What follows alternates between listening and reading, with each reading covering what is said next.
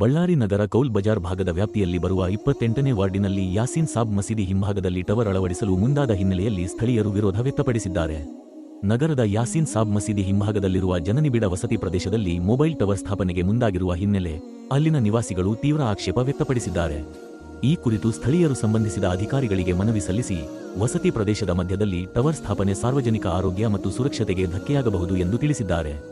ನಿವಾಸಿಗಳ ಪ್ರಕಾರ ಈ ಪ್ರದೇಶದಲ್ಲಿ ಅನೇಕ ಕುಟುಂಬಗಳು ವಾಸವಾಗಿದ್ದು, ಶಿಶುಗಳು, ಮಕ್ಕಳು, ಮಹಿಳೆಯರು ಹಾಗೂ ವೃದ್ಧರು ಹೆಚ್ಚಿನ ಸಂಖ್ಯೆಯಲ್ಲಿ ಇದ್ದಾರೆ. ಇಂತಹ ಪರಿಸ್ಥಿತಿಯಲ್ಲಿ ಮೊಬೈಲ್ ಟವರ್ನಿಂದ ಹೊರಬರುವ ನಿರಂತರ ವಿದ್ಯುತ್ಕಾಂತೀಯ ವಿಕಿರಣ ದೀರ್ಘಾವಧಿಯಲ್ಲಿ ತಲೆನೋವು, ನಿದ್ರಾಭಂಗ ಸೇರಿದಂತೆ ಹಲವು ಆರೋಗ್ಯ ಸಮಸ್ಯೆಗಳಿಗೆ ಕಾರಣವಾಗಬಹುದು ಎಂಬ ಆತಂಕ ವ್ಯಕ್ತವಾಗಿದೆ. ವಿಶೇಷವಾಗಿ ಮಕ್ಕಳು ಮತ್ತು ವೃದ್ಧರು ಇಂತಹ ವಿಕಿರಣದ ಪರಿಣಾಮಗಳಿಗೆ ಹೆಚ್ಚು ಒಳಪಡುವ ಸಾಧ್ಯತೆ ಇರುವುದರಿಂದ ಅವರ ಆರೋಗ್ಯದ ಬಗ್ಗೆ ಕುಟುಂಬಗಳು ಗಂಭೀರ ಚಿಂತೆ ವ್ಯಕ್ತಪಡಿಸಿವೆ.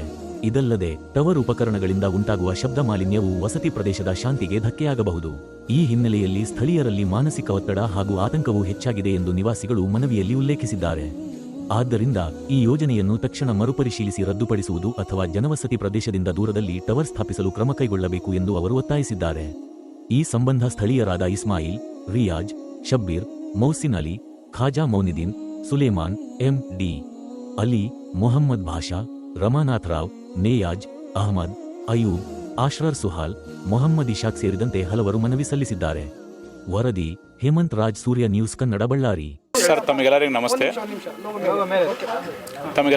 ಸರ್, ನನ್ನ ಹೆಸರು ರಿಯಾಜ್ ಅಂತೇಳಿ. ನಾನು ಒಂದು ಶಿಕ್ಷಕ ಇಲ್ಲಿ ಸರ್, ನಮಗೆ ಈ ಟವರ್ ಹಾಕೋದ್ರಿಂದ ಏನಾಗುತ್ತೆ, ಈ ಟವರ್ ಬಂದುಬಿಟ್ಟು 200ರಿಂದ 300 ಮೀಟರ್ ದೂರವಾಗಿರಬೇಕಂತೇಳಿ ನಿಯಮವಾಗಿದೆ.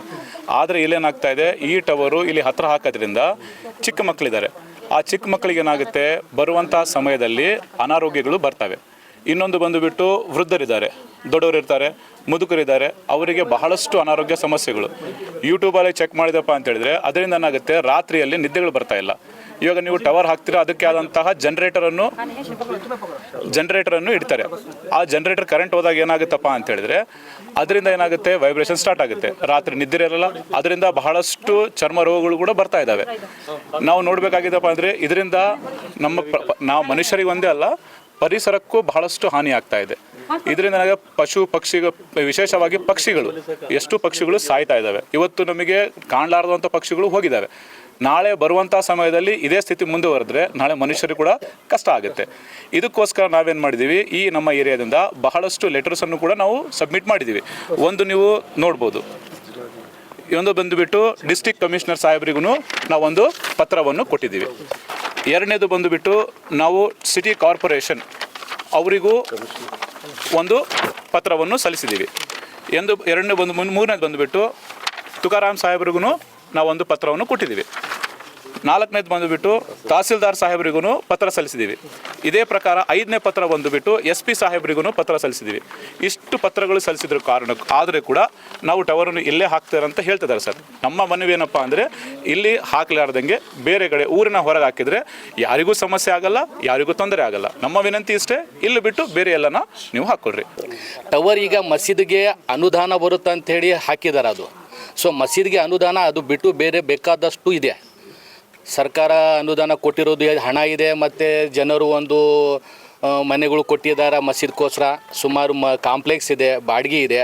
ಅದು ಅನುದಾನ ಬರುತ್ತೆ ಅಂತ ಹೇಳಿ ಅವ್ರು ಹಾಕ್ಕೊಂಡಿದ್ದಾರೆ. ಆ ಟೈಮ್ನಲ್ಲಿ ಮ್ಯಾನುವಲ್ ಇತ್ತು, ಏನು ನಡೆದಿದೆ ಆವಾಗ. ಈಗಿನ ಸಮಸ್ಯೆಗಳು ಸರಿಗಿಲ್ಲ. ಬೇಕಾದಷ್ಟು ಯಾಸೀನ್ ಸಾಬ್ ಮಸೀದಿಗೆ ಬರುವ ಪ್ರಾಪರ್ಟಿಯನ್ನು ಬಹಳಷ್ಟು ಇದೆ. ಸಮಸ್ಯೆ ಆಗಿದೆ, ಅನಾಹುತ ಆಗಿದೆ, ಸಮಸ್ಯೆ ಆಗಿದೆ. ಅನಾರೋಗ್ಯ ಈಗ ಹಾರ್ಟ್ ಪೇಷನ್ನು, ವೈಬ್ರೇಷನ್ ಆಗೋದು, ಗರ್ ರಾತ್ರಿ 12 ಗಂಟೆ 1 ಗಂಟೆಗೆ ವೆಂಟಿಲೇಟೆಡ್ ಆಗೋದು, ವೈಬ್ರೇಷನ್ ಆಗಿದ್ದರಿಂದ ಅಕ್ಕಪಕ್ಕಕ್ಕೆ ತೊಂದರೆ ಆಗಿದೆ. ಆ ಟವರ್ ಪಕ್ಕದಲ್ಲಿ ಇರುವ ನಿಜಾಮಿ ಶಬೀರ್ ಬೈ ಅವ್ರದ್ದು ಮನೆಯೂ ಇದೆ. ಆ ಸಮಸ್ಯೆಯಿಂದ ಅವ್ರ ಮನೆಗಳ ಬಿಟ್ಟು ಬೇರೆಯವ್ರಿಗೆ ಬಾಡಿಗೆ ಕೊಟ್ಟಿದ್ದಾರೆ. ಸೊ ಭಾಳಷ್ಟು ತೊಂದರೆ ಆಗ್ತಿದೆ. ಬಟ್ ಅವರು ಯಾವುದು ಕ್ರಮ ತೊಗೊಂಡಿಲ್ಲ. ಈಗ ಮೊನ್ನೆ ಅವ್ರು ಖಲೀಲ್ ಸಾಬ್ ಅವ್ರಿಗೆ ಮಾತಾಡಿದೆ. ಅವ್ರೇನಂದಾರ, ನೀವು ಯಾರು ಸರ್ ಅಂದ್ರೆ ನನ್ನಂತ ಡಿಸಿಗ್ನೇಷನ್ ಹೇಳಿದ ಮೇಲೆ, ಇಲ್ಲ ಸರ್ ಬಂದು ಮಾತಾಡ್ತೀನಿ, ಸದ್ಯಾಗ ನಾನು ಸಿಂಧೂನೂರು ರಾಯಚೂರಾಗಿ ವಿಸಿಟ್ ಆಗಿದ್ದೀನಿ, ನಾನು ಬಂದು ಮಾತಾಡ್ತೀನಿ, ನನಗೆ ಕೊಟ್ಟಿರೋದು ಇನ್ಚಾರು. ತಾವು ಸೋನ್ ಪರ್ಸನ್ ಹೆಸರು ಹೇಳಿದರು. ನಾನು ಅವ್ರ ಹೆಸರು ಬಾಯಾಗಿ ತೊಗೊಂಡಾಗ ನನಗೆ ಅಸಹಾಯ ಆಗುತ್ತೆ. ಇನ್ನೊಂದೇಂದರೆ, ಫಸ್ಟ್ ಆಫ್ ಆಲ್ ಈ ಮಸೀದಿಗೆ ಕಮಿಟಿ ಇಲ್ಲ. ಈ ಕಮಿಟಿ ಪದೇ ದೂರ ಹೋಗುತ್ತದೆ. ಅದ್ರಾಗ ರಾಜಕೀಯ ಒತ್ತಾಯ ಇದೆ ಅಥವಾ ಯಾರು ಒತ್ತಾಯ ಇದೆ ಇನ್ನೂ ಗಮನಕ್ಕೆ ಬಂದಿಲ್ಲ. ಬಾಡಿ ಫಾರ್ಮೇಷನ್ ಮಾಡ್ತಾರೆ ಮತ್ತು ರದ್ದು ಮಾಡ್ತಾರೆ. ಸೊ ಈಗ ಒಗ್ಬೋರ್ಡ್ ಪ್ರಾಪರ್ಟಿ ಇಲ್ಲ. ಇದು ಒಕ್ಕಿಗೆ ಏನು ಕೊಟ್ಟಿದ್ದಾರೆ ಅಂದರೆ, ಇದು ಇಂಪ್ರೂವ್ಮೆಂಟ್ ಮಾಡೋಕ್ಕೆ, ಅಭಿವೃದ್ಧಿ ಮಾಡೋಕ್ಕೆ ಮಾತ್ರ ಒಕ್ ಸಂಬಂಧ. ಆಲ್ಮೋಸ್ಟು ಮಸೀದಿಗೆ ಅನುದಾನ ಬರುತ್ತೆ ಅಂತ ಟವರಿಂದ ಅಂತೇಳಿ ಹಾಕಿದ್ದಾರೆ. ಯಾವಾಗ ಸುಮಾರು ಒಂದು 25 ವರ್ಷದಿಂದ ಹಾಕಿದ್ರೂ ಪರವಾಗಿಲ್ಲ. ಆದರೂ ಅವಾಗ ಏನು ಇನ್ಸಿಡೆಂಟ್ ಆಗಿದ್ದಾವೆ ಜನರ ಬಗ್ಗೆ ಅವ್ರು ಆಲೋಚನೆ ಮಾಡಿಲ್ಲ. ಆದಾಯ ಬರುತ್ತಲ್ಲ ಅಂತೇಳಿ ಆದಾಯಕ್ಕೋಸ್ಕರ ಹಾಕಿದ್ದಾರೆ. ಬಟ್ ಆದಾಯ ಬರಲಿ.